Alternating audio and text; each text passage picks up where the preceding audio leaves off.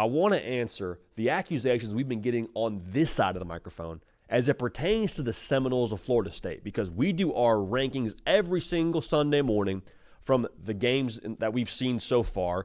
There's a little bit of, I don't want to say we have a preformed opinion about any of these teams beforehand, but we also take into account the games that we saw a season ago, or at least at the end of last season, or what we are questioning about a team. So to give us a better jumping off point here, I had Florida State in my rankings outside the top 10, had them at number 12. Now the AP had them at 10, no problem with that, good for the AP. I have Florida State at 12, and we had people in the mentions, in the comments section, in the DMs like, brother, I don't know what your deal is. I don't know why you hate Florida State. I don't know why you're anti-Noles. I don't know why you don't like Mike Norvell and Thomas Castellanos. They just beat Bama. What has South Carolina done? And I was like, whoa, hey, hang on just a second here. Hang on just a second. I'm the same dude now that put Florida State in the playoff a year ago.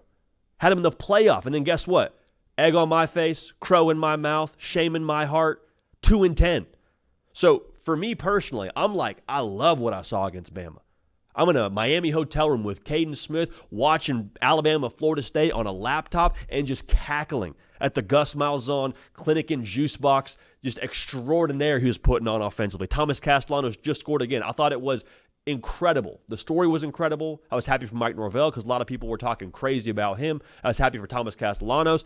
But while I say all that, as much as I enjoyed that and was impressed by that, and even the belt to behind they did to East Texas A&M the following weekend, I still want to see a little bit more. Is that a crime?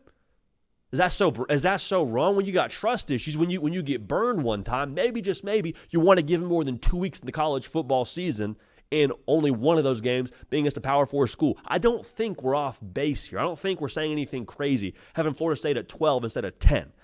I am as pro Mike Norvell as a coach as I think probably there is right now in college football. I think he and what he's done at Florida State is nothing short of remarkable.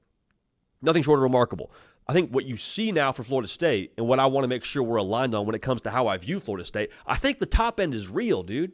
I think it's very real. I think when Florida State is on, they have proven they are, one, like they're on, and two, they're good enough to, I think, hang with anybody in college football. Because as much as you want to say, well, what's Bama? Bama didn't come to play. Bama didn't this. Bama didn't that. All that is true. Bama still is, one, super freaking talented, and two, Florida State did come to play. Florida State was playing with some aggression, some initiative, all the things they had lacked the year before, which caused them to win 2 football games. All that was gone. A big part of that, who you got at quarterback, who your new coordinators are, the 40-plus new players that you got from the recruiting class out of high school and also the portal. All that seems to be in a better spot. But I am not going to apologize to say, okay, that's awesome. Let me see another game. Let me see them go play Virginia on a Friday night. I keep going to that game because that game is one weekday game, so it's kind of a clunky routine for your football team when it comes to your week of practice, a little bit different. Also, Virginia's not getting anybody super fired up to go play ball, are they? When it comes to like that logo you see on the countdown clock in your locker room, different than seeing the script day, right? So I know the top-end talent is there for Florida State. I just want to see a little bit more data. I don't think that's so wrong. So as much as I think in the context of this very season, you could say, yeah, Florida State has in some ways you could say through 2 weeks, maybe a top 10 resume. I don't think that's incorrect to say. I would probably co-sign that in some respects.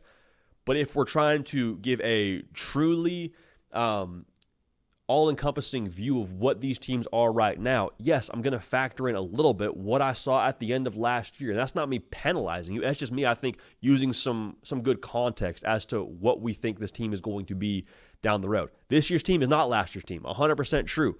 But I want to see what the players respond like that were on last year's team if it's not Alabama on the other sideline, if it's not the game of the week for some folks on their college football slate. What is Florida State then?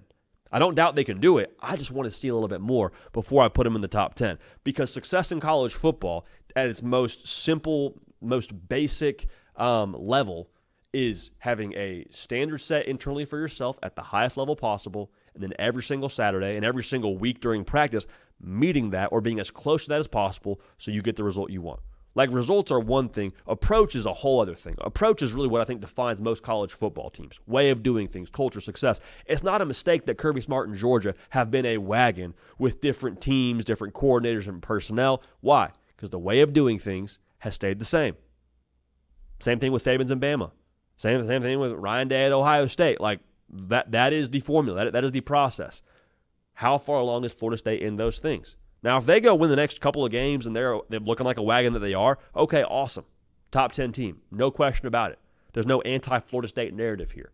Again, I root for Castellanos, root for Mike Norvell, and also I want to make sure we say this. I'm not putting a governor at all on what I think Florida State can be in the context of this college football season. Like, if you're telling me, hey, JD, we can go win the ACC, I'm saying absolutely you can go win the ACC. Clemson's not blowing me away.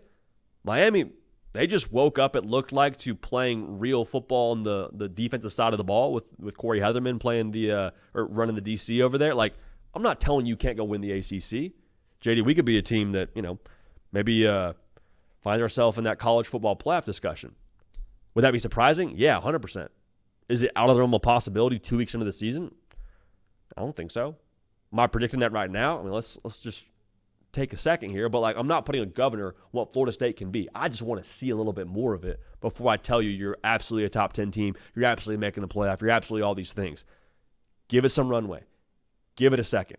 So we're pro Florida State on this show, and top 12 in the country. I thought it was pretty fair, personally, but neither here nor there.